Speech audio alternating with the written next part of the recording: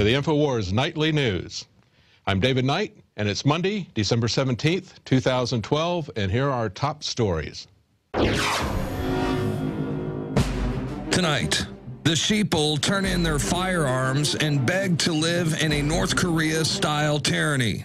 Plus, a gun control petition to the White House breaks a new record. And pro-gun senators say it's time to talk gun regulations. All that and more up next on the Infowars Nightly News.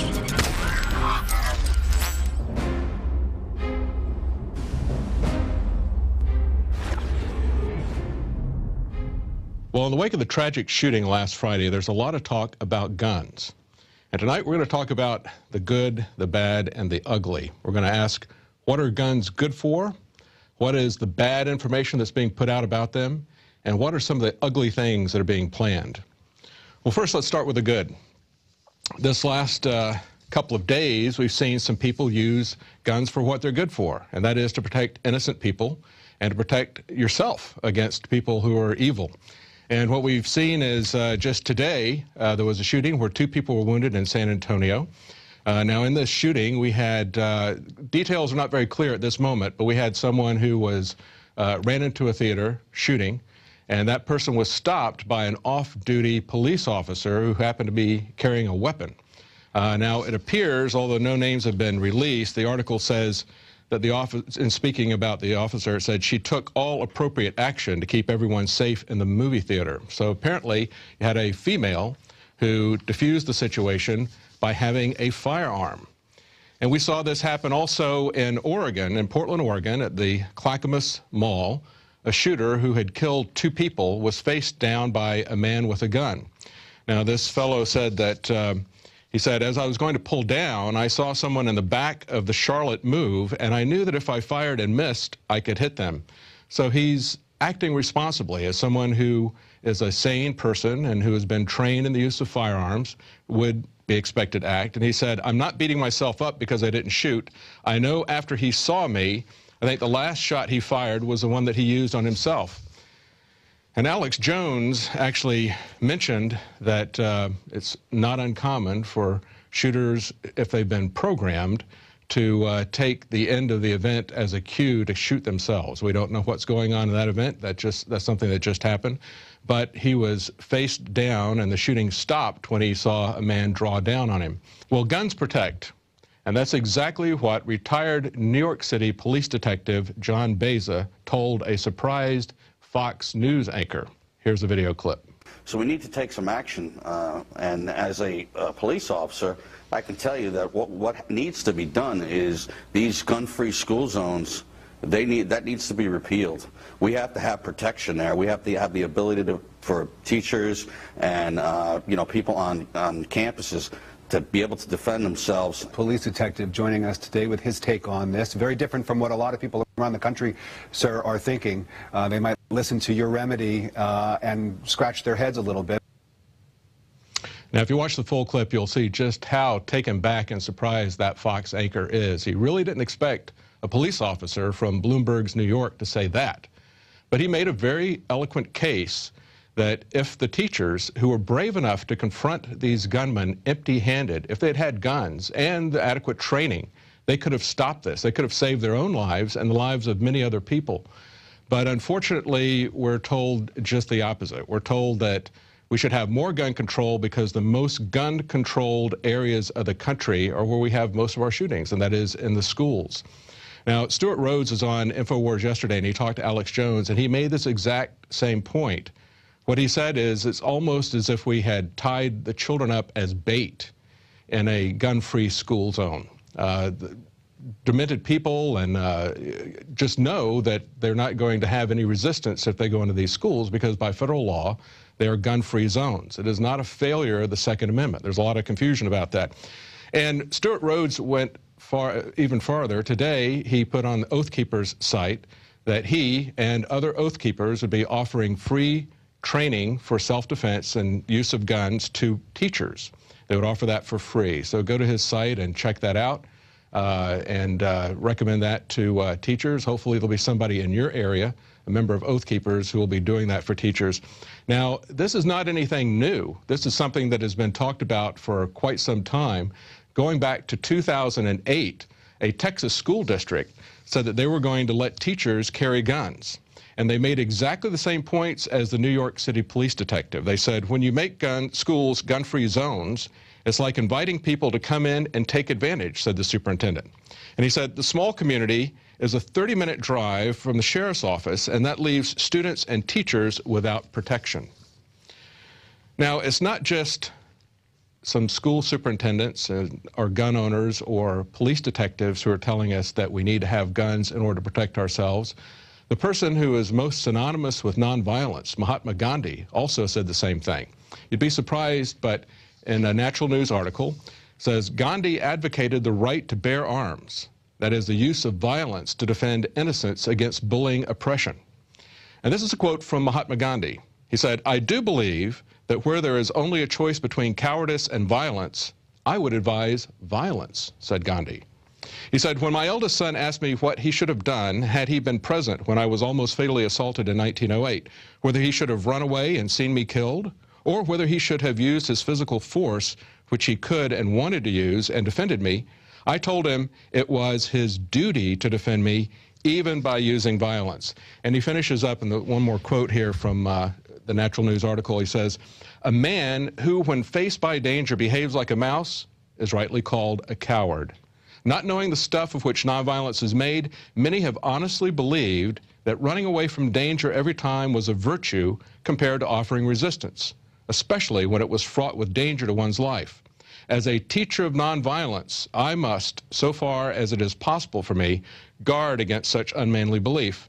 Self-defense is the only honorable course when there is unreadiness for self-immolation." Now, I'm not ready for self-immolation. I'm not ready to set myself on fire to make a point. I'm not ready to commit suicide. My purpose is to protect myself and innocent lives around me, and that's what guns are used for. That's what they're good for. Now, we also have some bad news. We've got a lot of bad information that's being put out in the press and elsewhere. We have a demonization of guns. The mainstream media has declared war on the Second Amendment. And that is an article from Melissa Melton on Infowars.com. Has a lot of quotes and headlines, and they're just too many to go over. But we have one in particular that I think was a very egregious interview by an anchor at CNN. His name is Don Lemon. And let's go to that interview right now. Yes, we need to address mental health. But mental health in this particular issue, let's not get it twisted, is a secondary issue. Who needs a armor-piercing bullets? We need to get guns and bullets and automatic weapons off the streets. They should only be available to police officers and to hunt Al-Qaeda and the Taliban and not hunt elementary school children. Well, now, maybe Don is speaking from the heart. He seems to be sincere, but he's very misinformed. But we should remember that he's also working for CNN, so what he is saying may be deliberate here. But listen to some of the stuff that he says. Who needs armor-piercing bullets? Well, certainly not the shooter. By the way, it's our government that bought hollow point bullets, which are much more damaging to people than armor-piercing bullets. Hollow point bullets have been outlawed by Geneva Convention, and they're only purchased by governments to use against their own people. They don't use them in a war. There wasn't any armor to pierce. There weren't any bulletproof vests to pierce. If you have hollow point bullets, that is much more damaging to be shot by one of those than by an armor-piercing bullet. And it's our own government that bought 1.6 billion rounds of armor-piercing bullets within just the last few months. Now, listen to some of the other stuff that he says. He says, let's ignore mental health. Well, of course, because that doesn't fit in with the gun control agenda, and that's what this is all really about. And he says, surprisingly, that police and military should be the only ones with guns. Now, pull up this last screen here, and let's take a look at this. Freeze it on the very last frame here. And you see what he's got. As he's making this pronouncement that only our benevolent government should have guns in order to protect us from Al-Qaeda, there's a news scrolling underneath that says, landmine kills 10 girls in Afghanistan. That's right. That's our good government using landmines to kill 10 girls in Afghanistan. But of course, that doesn't matter because they're not American girls, they're Afghanistan girls, and we really shouldn't worry about that.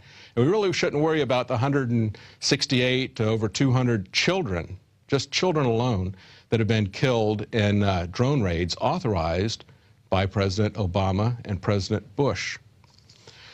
Now, we've also got some other headlines here in the media's war on guns. We've got MSNBC asking, is the American public ready for gun control? Politico says the price of the Second Amendment, as if the price of the Second Amendment is the death of a lot of innocent children. The Christian Science Monitor said Madison never meant the Second Amendment to allow guns of Sandy Hook shooting. Well, the Second Amendment is about the right to keep and bear arms, and no one was allowed to keep and bear arms in schools. So that's not, truly isn't what the Second Amendment was about. Second Amendment, if put into practice, would not have allowed what happened in Sandy Hook's school. But we've also got Rupert Murdoch, the owner of Fox News, as well as some other outlets, chiming in on this. His newspaper, The Sun, in the UK, said, are we prepared to say that such violence visited on our children year after year after year is somehow the price of freedom? Well, no, as I just pointed out, there was no freedom in that school to protect people, to keep and bear arms. He also says in the same article, there were other teachers who reassured their students by saying, wait for the good guys, they're coming. Well, that was exactly the point of the police officer, Beza, who said that you need to have guns because the police can't get there in time frequently. I've had that personal experience in my own life. And after that happened, I vowed that I would never call 911 again and rely on somebody else to come. It was a situation where the police station was just a few blocks down from where the incident was occurring, and they didn't arrive there for over a half hour. By that time, it was irrelevant that whether they got there or not. And they also said in the UK paper, The Sun, that this is another Dunblane. Well, Dunblane was a school shooting in the UK where 16 children were killed. And the aftermath of that, they got all handguns. All handguns were confiscated in the UK and destroyed. And what happened to gun crime? It skyrocketed. Paul Joseph Watson has a very good article on that. I suggest you go to Infowars.com and look at the archives. And then we have Rupert Murdoch himself tweeting, we should have the courage to ban automatic weapons. Well, automatic weapons were not used in this shooting. There's a lot of misinformation, a lot of bad information about what was involved. We also have MSNBC chiming in. Ed Schultz says, a Glock pistol qualifies as an assault weapon. Well, we'll see that there's a lot of confusion about assault weapons in just a moment when we get to Feinstein's proposals. And he also writes on Twitter, Ed Schultz, write all the feel-good laws you want. It's the confiscation of these types of weapons that counts and will have an impact. There you go. He's calling for full-out confiscation of firearms. That's really what they're looking for. Well, in addition to that, we've also got the media demonizing homeschoolers and preppers in terms of criticizing this fellow's mother, who they are quick to point out was a homeschooler, and they're quick to point out that she was a prepper. There's headlines in both the Telegraph in the UK as well as Salon as asked, what is a prepper? What is this strange thing called a prepper? Who are these strange people that think that they have a right to provide food for themselves in case of an emergency and have the right to protect themselves in case of an emergency? Who are these strange people? Next we go to Americans now have been turning in their guns in droves. We have people in Brooklyn, San Francisco, Oakland, Evanston, Illinois, Baltimore. All these people are giving up their guns because they are so frightened about these evil things. But there's a little bit of misconception. Maybe we could get Mike Adams to help us with that and clear up exactly what makes guns so dangerous. This is a video from Mike Adams of Natural News. Hi, this is Mike Adams of naturalnews.com asking the question, do guns kill people? Now, I love my liberal friends on issues like GMO labeling and support for organics and even things like decriminalizing marijuana. But recently, my liberal friends have been telling me guns kill people. This is a very popular meme, apparently, across the internet. Guns kill people. And I find that very interesting because I've been carrying a gun for years. It's never killed anyone. So I thought today we would take a look and put a gun on the ground and film it and see if we can answer the question, can a gun kill someone? This is my Glock. And this Glock has never killed anyone. God forbid it. Hopefully will never be engaged in such an action. Ready? Kill. Kill. Kill. Kill. Kill. Kill. Kill. Kill. Oh, I know what you're thinking. It's not loaded. All right. Let's make sure it's actually loaded. Show you the magazine. There's the mag. Racket tap it again. Boom. It is loaded. And amazingly, it's still not killing anyone. Maybe it needs a magic wand. Let's try the magic wand. Shoot something. Shoot. Fire. Kill.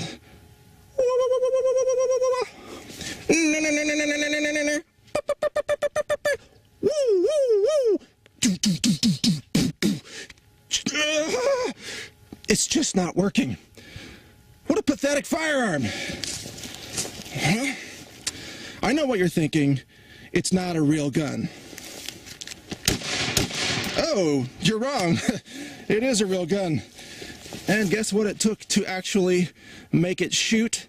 It took a human being touching the trigger, making a decision to pull the trigger in a safe direction, by the way. There's a backstop over that way. And actually having a conscious being do that. The gun didn't kill anything all by itself. Now, I know what you're thinking. Maybe handguns don't automatically kill people, but maybe shotguns do.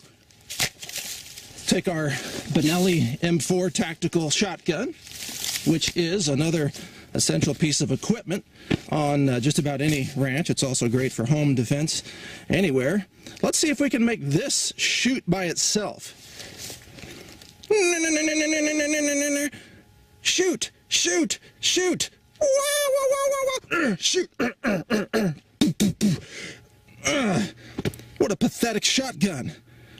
Oh, I know, the safety's on. There we go. Now it should shoot, right? Now it'll kill something. Go! Go! Now some of you might think it's not loaded because I haven't pumped it. That's because it's an M4. You don't pump these shotguns, folks. They're semi-auto. Oh, semi-auto, yeah. Obama says I don't need a semi-auto shotgun. Therefore, I shouldn't have the right to own one. Okay. What a pathetic shotgun. Let's see if it's actually going to shoot. It's going to kick a little bit. Oh! I guess it is actually. Oh, I guess it will shoot when you pull the trigger. What do you know? And yes, it was pointed in a safe direction with a very large backstop and nobody around. So there we go. The shotgun will only shoot or kill if a human operates it and makes the decision to actuate a finger, well, this finger, to do the shooting action. So just like an automobile, which is a lot more dangerous than a shotgun, an automobile can mow down 20 or 30 people all at once if the driver is sufficiently insane to make that happen. But wait, I hear you say, assault rifles must kill people. If handguns don't kill people and shotguns don't kill people on their own, maybe assault rifles will kill people. Like this one. A little ACR with an ACOG sight. Let me get it all prepped and everything. See that? All right. We are loaded, ready to rock. Let's start with the magic wand on this one, because we need a little extra magic. Shoot! Wah, wah, wah. Brrrah, brrrah. ming. Boop, boop, boop, boop, boop, boop, boop. Shoot! I'm not waving hard enough, I guess. Shoot! Shoot something! For God's sake, you little ACR pathetic rifle. Shoot something! That's ridiculous. I know. Let's throw stuff on it. How about some zeolites? Shoot! Shoot!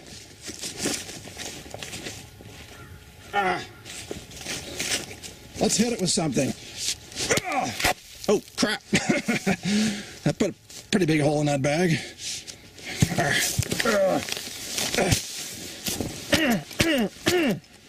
Shoot! Shoot! Shoot! Damn it. What a pathetic assault rifle. It won't even kill anything by itself. Maybe it's not even functioning. Let's find out. Oh, I guess it's functioning. If the user wants to pull the trigger. Once again, in a safe direction. Okay? So there you go. There you go. I couldn't make any of these guns kill people or even just shoot dirt unless I made the decision to pull the trigger. Now, Obama says you don't need an assault rifle, therefore you shouldn't be allowed to have one. Well, that's a great argument for Adolf Hitler in 1937, 8, 9. Yeah, because if the Jews had had this, then not as many of them would have been gassed in the gas chambers. First, you disarm the population, and then the government commits genocide. So whatever you think about guns, recognize, number one, that guns don't kill people, and number two, that if guns are taken away from citizens, the government will have a monopoly on this. And whoever has a monopoly on this will, as history has shown, eventually enslave the other group and commit genocide. And that's what you really need to know about guns. Well, as Mike Adams said, a car can also be used to kill people. As a matter of fact, close to where I lived in North Carolina in Chapel Hill, that's exactly what a disgruntled or crazy student did. He drove a car deliberately into a crowd of people. And so we shouldn't forget that anything can be used for that. We shouldn't forget the person behind the gun. That's really the point of Mike Adams's video. It's the person behind the gun, and that's what Don Lemon of CNN was trying to get us to forget. He's trying to get us to forget the responsibility of the person behind the gun and the fact that there can be evil people behind a gun or crazy people behind a gun, or there can be good people behind a gun. That makes all the difference in the world. But we shouldn't forget who's behind the legislation. We've talked about what guns are good for. We've talked about a lot of the bad information being put out there about guns. Now let's talk about some of the really ugly stuff that's being planned for us. Well, first of all, the gun agenda people wasted no time in setting a record for a White House petition. In a short period of time, they got 155,000 signatures on a White House petition in just a couple of days, reports USA Today. And Democratic operatives have been urging Obama to seize the initiative and to use attacks, as Rahm Emanuel says, never let a crisis go to waste. They've been urging him to seize the initiative on attacks. Back in 2010, Chris Matthews said that Obama needed to take advantage of a massacre to get fresh momentum behind his presidency. They said he has to find some way between now and November to demonstrate that he is a leader who can command confidence. And short of a 9/11 event or an Oklahoma City bombing, I can't think of how he could do that. Well, he's taking their advice now. He's getting out in front of this, and he's using this tragedy for political purposes. As Alex Jones said, it's rather ghoulish to see how quickly people have exploited the deaths of these innocent children to achieve a situation that is going to put a lot of people at risk and could destroy our freedoms, as Mike Adams points out. Well, what sorts of things are they going to do? Well, Dianne Feinstein has proposed a new assault weapon ban. Well, what is an assault weapon ban? Well, the Washington Post, of all people, doesn't really know.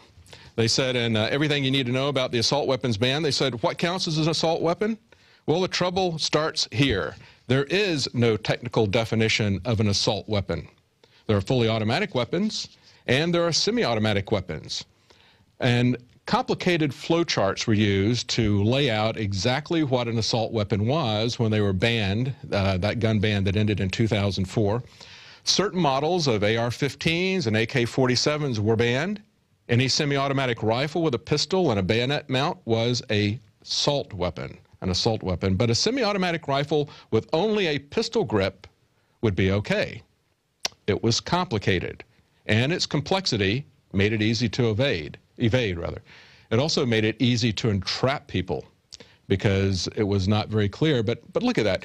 If you have an AK-47 or a semi-automatic rifle with a pistol grip and a bayonet, it's an assault weapon. But if it doesn't have the bayonet mount, it's not an assault weapon. I mean, it is strictly what makes the liberals afraid. It's very arbitrary. An assault weapon is a meaningless term, totally arbitrary. And the truth is that they were only used in 2 to 8% of gun crimes. It had absolutely no effect on gun crime when they did the assault weapon ban. Now, Joe Dead Aim Manchin, if you remember, this is Senator Manchin. He used to be governor of West Virginia. When he ran in 2010, he ran as a strong pro-Second Amendment candidate. And now that he's a senator, even though he's a Democrat senator, he's now talking just like Dianne Feinstein. He says, I believe this is a time for all of us to sit down and move in a responsible manner, and I think the NRA will. And if Dianne Feinstein is saying basically that assault weapons, I don't know anyone in the sporting or hunting arena that goes out with an assault rifle. I don't know anybody that needs 30 rounds and a clip to go hunting. I mean, these are things that need to be talked about. Well, he's basically sounding like a standard Democrat. And yet, remember, this is somebody that the NRA gave an A rating to. And the NRA is very concerning. They've been AWOL since all this stuff happened. They have been silent on Twitter. Even reportedly, as USA Today says, they took down their Facebook page. Now, this is not the time for gun owners or people who advocate gun freedom to run and hide. And I hope the NRA gets some backbone and starts doing something about this. And actually, Larry Pratt of Gun Owners of America, as well as the National Association of Gun Rights, have both pointed out that in the Brady bill, Jim Baker, the NRA, was quoted by USA Today as saying, we already support 65% of the Brady bill back when they passed it. And it was the NRA that wrote the instant check portion of the bill. So we have to not overly rely on any one organization to stand up for our freedoms, and we have to stand up for our freedoms ourselves. Now, another ugly thing that's coming along is there's actually, in Arkansas, there's actually an armed task force is being used to patrol the streets. In Greene County, Arkansas, the police chief says, police are going to be in SWAT gear, and they're going to have AR-15s around their neck. If you're out walking, we're going to stop you, and we're going to ask why you're out walking, and we're going to check for your ID. Now, that's exactly what Stuart Rhodes said in his conversation with Alex Jones yesterday. When Alex Jones talked to him about the constitutional implications, Stuart didn't start talking about legalese or the fine points of the Second Amendment wording. What he said is it comes down to two different visions of America. One is like this place in Arkansas where we have martial law. And in that America, you're not going to be allowed to move anywhere freely. You're going to have something like the TSA everywhere you go coming at you. And you're not going to be allowed to protect yourself. Well, there's also another vision of America. And that's the one that the Second Amendment gives us. That's the one where we're allowed to move about freely, where we're presumed to be innocent until proven guilty, where we're treated with dignity, and where we're allowed to have the tools that we need to protect ourselves and our families. And that's the America that is worth fighting for. Now, this has been taken up, this entire newscast has been taken up with news about this tragic shooting and the tragic ways that it is being misused by the media and by gun control advocates. But we do have one more piece of news here that is very important. We just had to put this in here. Pediatricians are now calling to keep thimerosal in vaccines. Now, thimerosal, if you don't understand, is mercury. They want to keep mercury in the vaccines. A mercury-containing preservative, rarely used in the United States, should not be banned as an ingredient in vaccines, U.S. pediatricians said Monday, in a move that may be controversial. In a statement, the American Academy of Pediatrics endorsed calls from the World Health Organization committee that the preservative thimerosal should not be considered a hazardous source of mercury that could be banned by the United Nations. Now, to put this in context, this is the same group, this American Academy of Pediatrics, is the same group that just prior to the Proposition 37 vote in California, that, if you recall, was a proposition that would allow truth in labeling on food products there, so that you would know that your organic food really wasn't organic if it was genetically modified. Just before that election, this same organization, the American Academy of Pediatrics, came out and said that organic food really wasn't important to give that to children. You really didn't need to have organic food. So the same people who say that pesticides on your food is okay now say that mercury in your vaccinations are okay as well. And I just have to interject a personal note. I was told when I went to get contacts, I hadn't used them for a number of years, I was told by my optician that, well, I told him that I couldn't use them because the cleaning solution with thimerosal just made my eyes go blood red the minute I put them in. And he laughed and said, well, thimerosal has mercury in it. That's been banned in eye drops for a long time. So they banned it in eye drops because you can see the results immediately for many people. But when they put it in vaccines, you don't see those results for quite some time, and they might manifest themselves in some, not only, sometimes it's immediate reaction that people have to vaccines, but many times it's a very delayed reaction that is not easily traced to the source. So just keep that in mind when you're thinking about vaccinating your kids, that the American Academy of Pediatrics thinks that mercury is just fine for them. Well, we're going to be coming up right after the break with an interview with someone who is a Michigan State representative, and we're going to be talking to him about the Feinstein Amendment as well as an anti-NDAA amendment that was passed in Michigan. Now, Dianne Feinstein likes to masquerade as a protector of individual rights, and yet she's the one calling for assault weapons bans, and she's also the one who basically created a beard for the 2013 NDAA. We'll talk about that right after the break. We have on the phone Representative Tom Mcmillan from Rochester, Michigan. Now, Representative Mcmillan introduced in the Michigan House a bill that passed unanimously, 107-0, basically limiting some of the provisions of the NDAA Act. And that happened just 2 days after the Senate passed the new NDAA bill of 2013. So I want to get his take on that. Representative Mcmillan, thank you for joining us. Sure. Thank you. It's not too often you see a bill pass unanimously. That was pretty impressive to see both parties come together to take a stand for some aspects of liberty. Absolutely. You know, when in the hearing that I had on my bill, I chair the committee it went through, and Justin Amash and the ACLU were sitting next to each other, and it's got left and right, people who really care about liberty are coming together on this. Yeah. It shouldn't be a left-right issue. I mean, there shouldn't be any party that's against liberty and due process. But it was really distressing, I think, for a lot of us, including me, to see a nearly unanimous passage in the Senate of the NDAA bill last year. I mean, they've walked that back a little bit. Just 2 days before your bill passed unanimously in the Michigan House, the Senate, the U.S. Senate, passed unanimously another NDAA bill, this time with a Feinstein Amendment. And let me read you the text of that. Sure. It says, an authorization to use military force, a declaration of war, or any similar authority shall not authorize detention without charge or trial of a citizen or lawful permanent resident of the U.S. apprehended in the United States unless an act of Congress expressly authorizes such detention. What do you think about that? What's your take on that?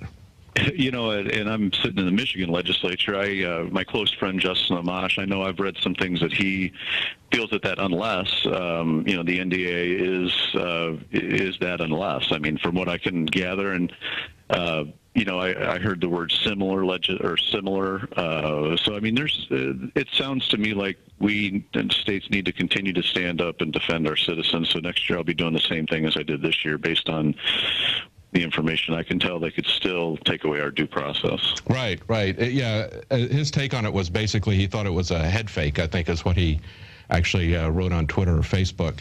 Because it really doesn't, you know, he pointed out that, well, the act of Congress that they're going to refer to is the authorization for the use of military force going all the way back to 2001, as well as the NDAA itself. Those are both acts of Congress. But I guess, you know, what I had Stuart Rhodes on from Oath Keepers yesterday, and we were talking about this, and Stuart Rhodes's take on this is that it assumes powers for the Congress that they don't have. They don't have the right to pass an act that takes away our due process.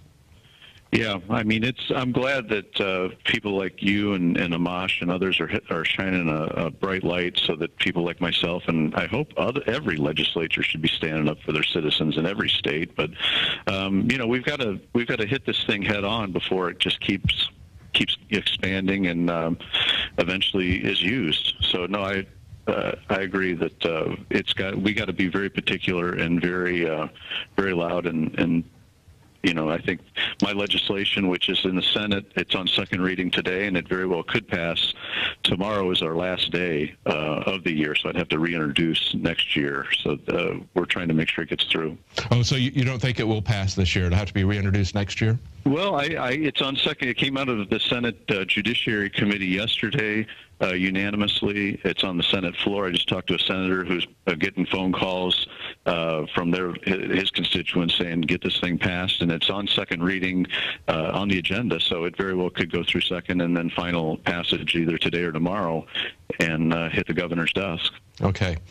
Well, one of the things before we get off of the Feinstein-Lee Amendment I thought was interesting was Rand Paul's proposed amendment was essentially a restating of the Sixth Amendment, stating that the Congress didn't think that was, you know, basically getting that restated so people don't get the impression that the Congress thinks that they've repealed the Sixth Amendment, which a lot of us get the impression that they think they have. And I think it's interesting that his amendment that just restated the Sixth Amendment to the Constitution was not the one that they voted on. It was this much weaker one from Feinstein, which basically it didn't do anything to protect us from posse comitatus or the military, you know, acting as police. It didn't do anything to guarantee due process for persons. It just talked about citizens, but the Constitution talks about any persons. Sure. So there's a lot of issues with this Feinstein Amendment, very, very weak compared to the Rand Paul statement. And it's interesting that the Senate shied away from endorsing the Sixth Amendment. Yeah, you know, we saw this last year, I think, when, you know, Justin and others made a big deal about the 2012 NDAA.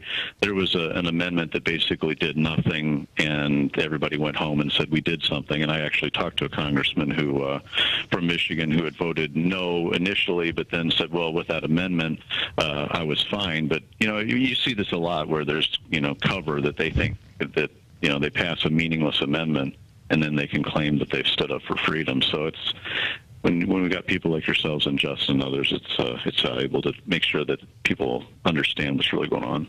Yes, exactly. Now the bill that you've got, is that House Bill number 5768?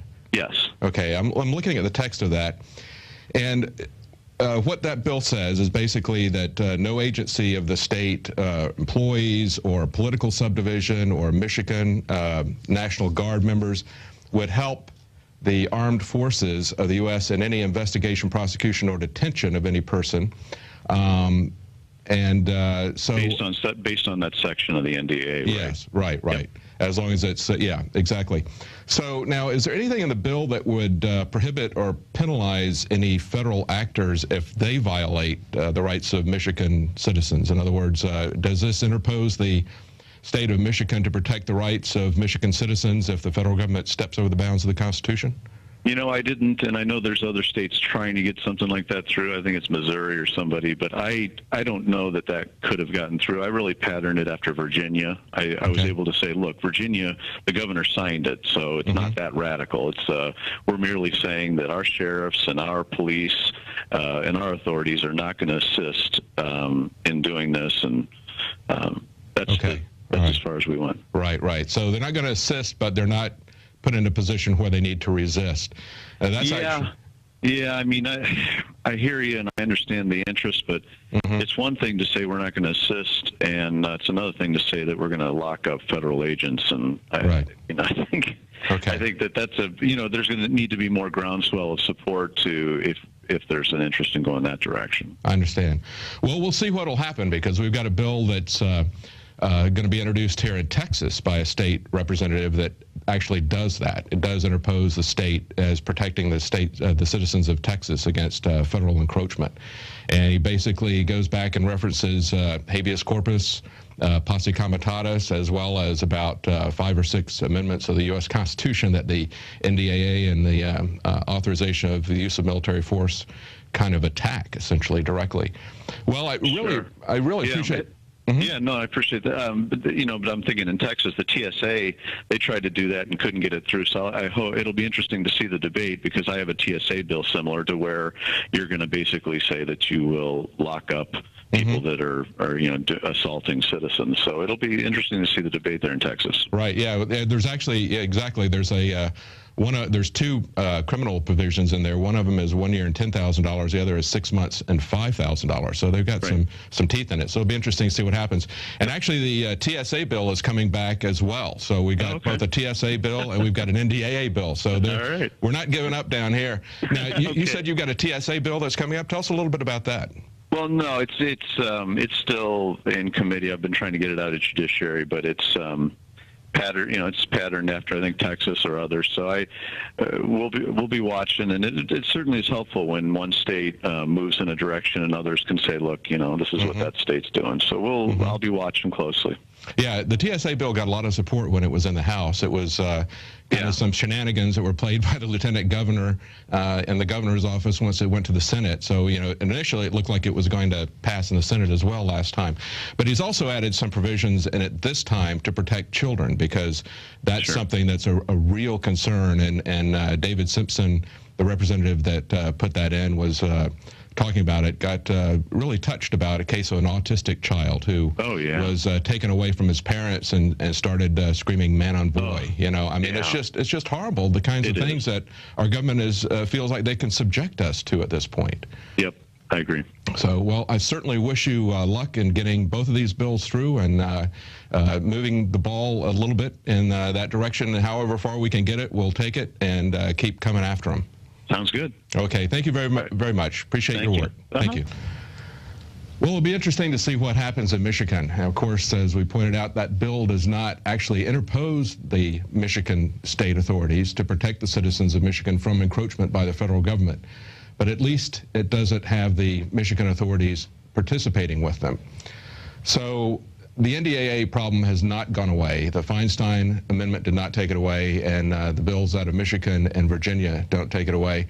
But it'll be interesting to see what happens with the Texas bill. That one's got some teeth, so that's really where the fight's going to be. So stay tuned, and if you want to find out what's going on with that, you want to check into prisonplanet.tv for all of our reports and updates on this and other issues. We have a special Operation Wake the Sleeping Giant. You can get 10 subscriptions, actually 10 simultaneously streaming subscriptions to prisonplanet.tv. That means that you can actually hand out more, because most of them probably won't be watching at the same time, but you'll find a lot of good content there. It helps our operation. I'm David Knight. Thanks for tuning in.